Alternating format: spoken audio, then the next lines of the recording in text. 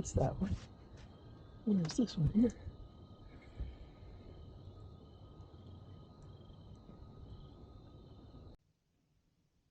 This is that flex tape stuff. It's almost dangerous. It's so sticky, but it's good for this because you gotta get the loose hairs off of these cheap chip brushes. Because I'm going to use this. I like these 7 mils. Getting gloves that fit is like putting on shoes that fit. It's just like, oh yeah. So I'm nearly to the end of my Raka epoxy. Actually, I got a bunch of epoxies here, and I love these. I mean, it's great having the whole palette. Like this is the G. It's expensive, but this is the G-Flex stuff. This is the stuff I use for gluing sort of dissimilar things together, especially like bonding composites to aluminum and those situations like that.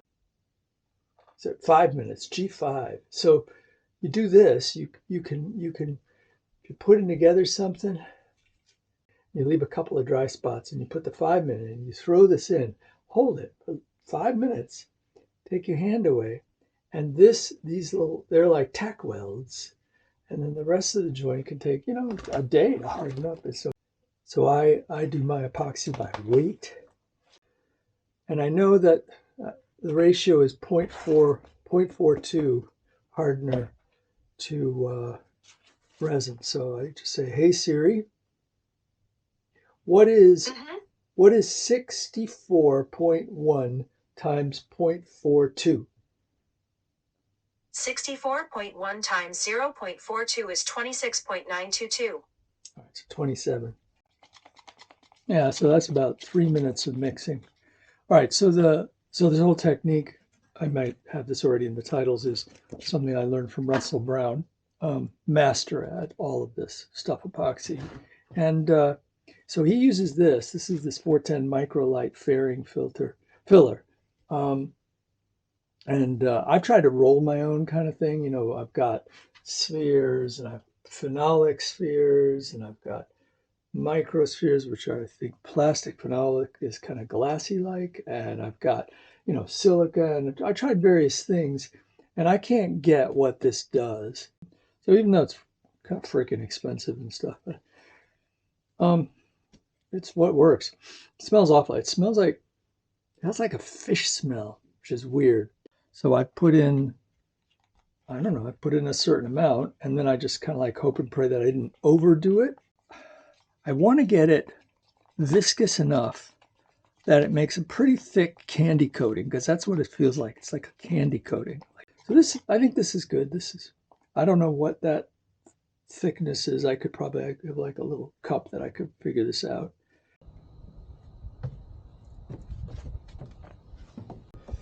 And I have heard that if you heat epoxy up a little bit too, you'll see the clearing. So I'm going to heat this up, warm this up. I don't know if it's going to hold the heat or not, but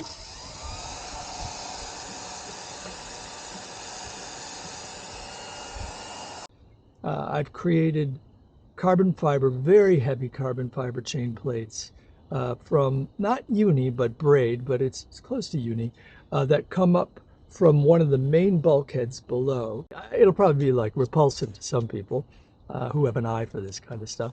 And for others, like myself, well, it's not a joke because it's very serious, but there's a little humor in this shape. I may be lost on other people.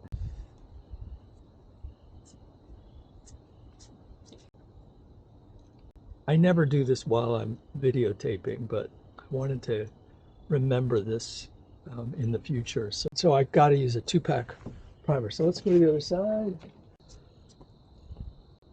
It looks horrible going on, you think, but I've done this before, and it went on like this, like really thick honey. But I've seen this stuff level out, skin over, not badly at all. That one is starting to sort of skin over. So I think we got something here. And it's not even sunrise yet. Stars. Oh, I can see dawn in the distance. In the distance, there's dawn. And dawn. It's almost 5 o'clock. It's about 5:30 in the evening. The temperature got up good and warm. It got up to 74, 75. So that's good. And this is what we got. Okay. Yeah, it's not gummy anymore, so it's pretty cured. It's very glossy. It's not perfect. I can feel some imperfections here. You can sort of see what the shape of this is. So this is the fill coat, and here's the other side here. This is the cured fill coat. Here we go. Yeah. So there's the fill coat.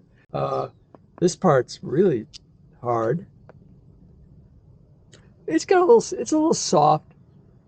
So it's not as hard as a puck that like pure epoxy would be. The other one, pretty nice. I don't know if I showed this here. I'll show this real quick. This is the same material. So there's a core that goes in here, and then there's this. Of course, none of this fits right yet. I got to rebore it a little bit, but this will go in, and this goes down about 2 feet, right into this understructure.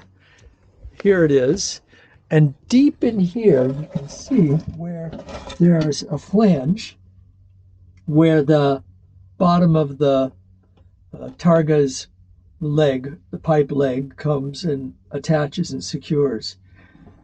And you would think that would be enough, but it's not, because I built this with honeycomb, polycore honeycomb, and it's not it's very light, it's very solid, but it isn't the ultimate structural attachment point. That's why this chain plate, this carbon fiber chain plate, goes down to that bulkhead face and comes up here, and then it'll loop in and grab on this way. So that's why I'm going to all this trouble here, is to make sure that this has got a really solid purchase on that Targa. All right, on to sanding.